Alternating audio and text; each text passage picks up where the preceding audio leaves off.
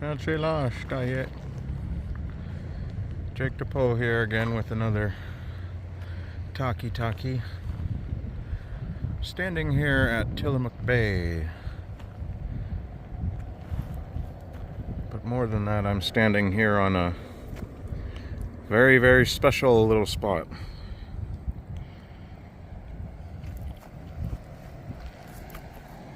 Try not to get hit by all the traffic.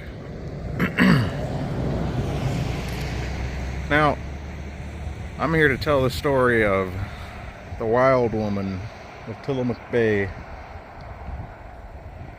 And it's kind of surreal to be standing here right now because of the events that we know that happened here. For those of you true believers of our coastal indigenous ways. So I'll be talking in between cars passing because they seem to be kind of regular here. But I'm just before Cape Meares on the south shore of Tillamook Bay. And Cape Meares is just up and around that corner, and there's a long sandy spit that's important to this story. But here on this creek, in this short creek basin, there used to be a big house. It was back in here, tucked away. This is the Tillamook Clam House, or a Tillamook Clam House. And now it was about this time of year that these events occurred. And there's a big joining of families that came to stay here, just up this creek basin at their clam house. All their children and all the adults. And they came from up the bay and canoed up here. And of course this road wasn't here before, but they would have canoed right into this little creek cove, tidal creek cove, to get to their house. Maybe even canoed right up to it for all we know. It was said to be a big house. And it was supposed to be big because a lot of families come down here, or came down here, to gather up clams, and that was a big thing for us. And the Tillamook people. You know, I'm not Tillamook myself, I'm a South Coaster. This is north of my homelands. But this story is a part of my lands, and a part of my culture. Greater culture, I would say. So, story begins that the families come down here for their clam gathering. And they come up this little creek and they get up in their house up here. And it's a big plank lodge. And back then we had issues with the wild people. And who are the wild people? That's what we're talking about. Bigfoot, Sasquatch, those kinds of things. And we used to have a regular relationship, you know, with these people. And they are people. They're not animals, you know. These are people with intelligence and traditions all their own. And anyhow, so the families get here and they bring the kids and they put the kids inside, and they're gonna go out all the way out here to this spit, and that's the traditional clam gathering grounds. But there, so we're gonna go up there and gather clams, canoe all together. But they leave the kids, they leave the children. So the story begins after they've gathered up and they're ready to go clamming. And they tell the children, hey, children, you know the rules. You know how to act. You know the protocol and etiquette for when we're away gathering food. Wild people live here. You got to respect them in their ways, and you got to respect these rules. And what were the rules? Well, the rules were, specifically, to not eat any food while you were alone and away from the adults. Especially salmon eggs. Apparently Wild Woman's real heavy on the salmon eggs. Big treat for her. Well, the kids were all left up in the house, and the adults got in their canoes and they paddled out the creek. And they paddled up, spend a couple days up on the sand spit gathering up clams, putting them on the drying racks. And when they came back, they discovered a grisly scene. But let's back up a little bit to what happened. So the adults left the children here at the house, and they went to go clamming. And what the children did is they got hungry, of course. And the children said, you know, I'm hungry. There was about 7-8 kids there. Most, you know, under 10 years old. But one young lady who was watching after a baby while her mother was away gathering clams. And so the younger children said, I'm hungry. I'm gonna eat. I want to eat. I'm tired of waiting. And the older girl said, no, you can't do that. No, you know the rules. No eating while the parents are away. Wild woman will get us. Oh, kids, you know, apparently they'd never seen Wild Woman because they weren't afraid. They didn't have that fear of her inside of them. And so they ate. They ate the salmon eggs, dried salmon eggs. Yum, yum. Well, Wild Woman heard this, smelt this, and felt this. Because this is her home, as she said, to live farther up. And she came down to the house. And the young lady watching the baby heard this commotion outside, and she knew. She was frightened right away. She knew what had happened. The kids had broken the rules, and now Wild Woman was coming. From the front oval door hole, she heard a commotion, and in comes these sharpened huckleberry stick staves, sharpened on both ends, roasting staves. No, uh-oh, something's gone wrong. And then in steps Wild Woman, pitch dress, hairy from head to toe. She looks at all the children and she grins. And they're all frozen in fear. Because Wild Woman is real, and here she is in our house. And the Wild Woman lined all the kids up. All the kids. And now I should say that the young lady did not eat the salmon eggs. And the baby did not eat the salmon eggs. But all the other children ate the salmon eggs. And Wild Woman went from child to child to child inside the house, sniffing. Ah, salmon eggs on your breath, kitty kitty. Well, that's bad news for them.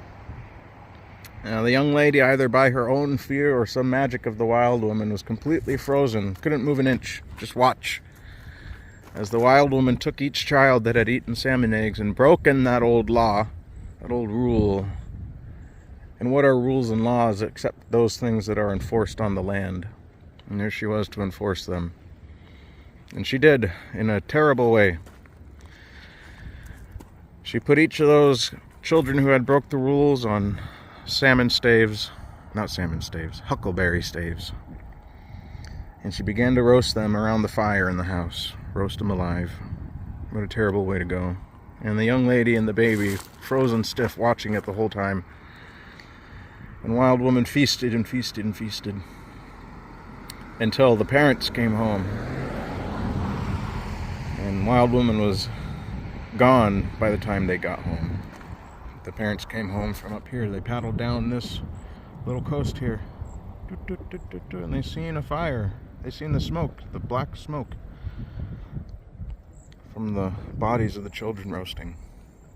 And they ran up. And they found the grisly scene up at their house. All their children dead, eaten by Wild Woman, except for the young lady and the baby, whose mother was grateful but terrified, of course.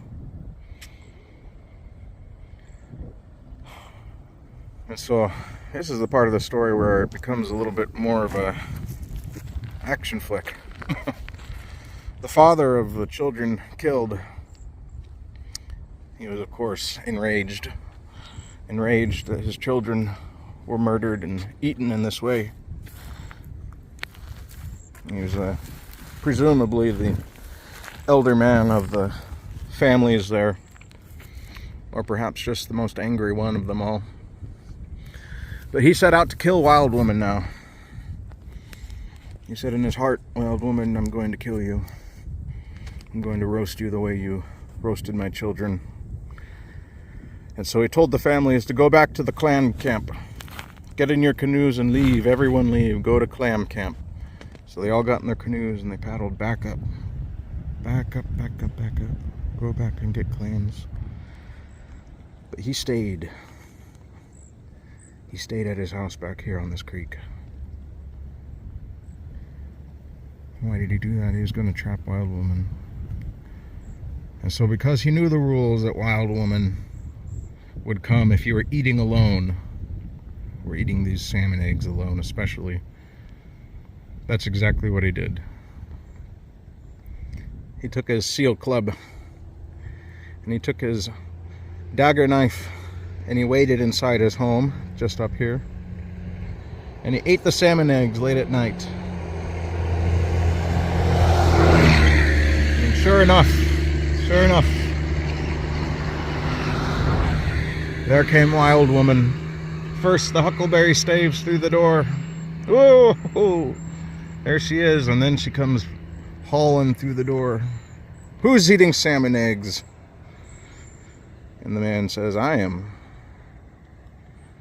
And she says, "Well, I'm gonna have to eat you now. You know the rules." And he said, Sure, but I'm a big man, and that's a small fire. You need to make that fire bigger for a big meal like me. Come on, I'm here, I'm not fighting you. Let's do it the right way." And Wild Woman said, "Oh, that sounds kind of smart." So she built the big fire in the house right here. He said, "Bigger, bigger, bigger." And she made it bigger and bigger and bigger,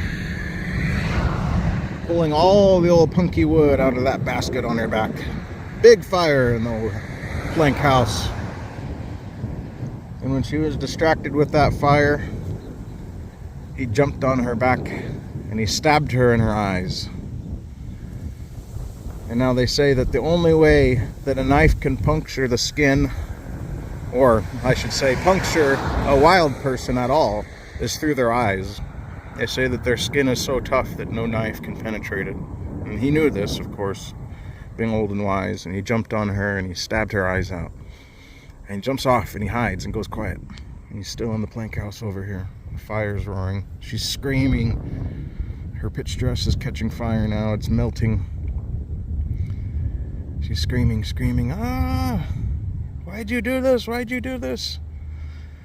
And of course she knew why, but in her world, she was like a wild person police. This was right and good in her laws. This is what was supposed to happen. But these are the conflicts we had, and of course when even the best of old laws are broken, sometimes we can't stand it. And this man couldn't stand it. And so when she was standing over the fire, her eyes cut out, he took the opportunity and he took his seal club and he raised it and he smacked her over the head. And it's said that he smashed her head in completely. Killed the Wild Woman right here. After that, the man put her body and the bodies of the children on that roaring fire. And here they burned. And they say the smoke rose for days and days. Black smoke here out of this valley rose for days and days. Old Pitch Woman was so full of grease. That grease just burned and burned. And now the tradition states that because of this event, no one has lived here ever since. And now, if you're looking, it seems to me that that particular legend has, in fact, remained true. With the exception of a road and some electrical utilities, nobody lives here. And they say that if you go up this creek, there's a big black greasy smear in the dirt where the old house was and the Pitch Woman was burnt.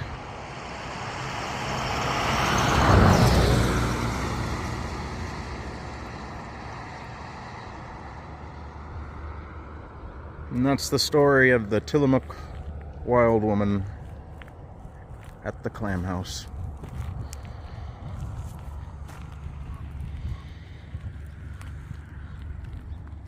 Aha, you thought the story stopped there. Well, Coyote doesn't stop anywhere. Here I am on the other side of Cape Meares, standing here at the vaunted, legendary octopus tree. Now, really study this tree. Let's see if I can do this right. And now let's compare this with this. This is the Tillamook octopus tree. And that is the Tututni octopus tree. Now why does this matter? And how does this relate to Wild Woman? Well, there's no such thing as an indigenous cultural accident. Our ancestors are so intimately familiar with the land that they likely couldn't forget a single creek or spring from here to Newport. But just about a couple miles that way, just over the point of Cape Meares, which is right here, is the creek basin that leads to the events of the Tillamook clam house and the Wild Woman, the killing of those children. And here is the council tree. Now, what does that mean in relation to that story? Well, it just means that you're on indigenous land, and don't forget it, because these things are important to us. They live inside of our hearts and our minds. And there's nothing really that can take that away. With all the Western-minded ideas of possession and keeping us out, I mean, this is a wood fence. And it's to protect that from the people who don't appreciate it. But our sovereignty is still being inhibited. But that's not the point. Well, it's a point, but not the point of this story. So the point of this story is that we have an ancient marking tree, council tree, just near the site of a very serious and spiritual killing. Happened just over there. And so you better believe that the families came up here to council afterwards, and they likely stood around this tree and they just spoke of the events of that wild woman and the killing of their children. Shared it with the tribes up and down the coast, which is how I know the story, because that story was so momentous to the Tillamook people here that we know it now today. And that's the strength, that's the life, that is the real attribute of storytelling, is that it is real. It's a part of our life. And these things happen, you know, of such a great and serious magnitude that we're still telling these stories today. You know, these stories, they are part of the land, and I'll say it again, and I'll probably say it until I'm old and nearly decrepit and dead, that the culture, the language, the regalia, all the songs and all the stories and everything that you regard as indigenous tradition and culture is just the land.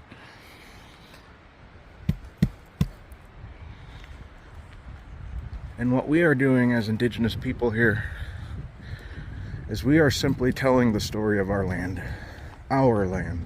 right? And we don't possess the land, we are of the land. Really ponder that distinction. Indigenous people do not possess the land. And so a lot of these Western, you know, fences and keep outs and all this stuff, it's cute, you know, it's cute. But really and truly meaningless with regards to our indigenous perspective. And so here I am telling the story of the wild woman and the council tree. And you can just imagine that this trail that almost certainly was the trail, the original indigenous trail leading to the council tree, which is generally a Western tradition. We built over, you know, roads and trails and stuff that were already here. And you can hear my girls barking. So I better wrap it up. I gotta yell at my girls.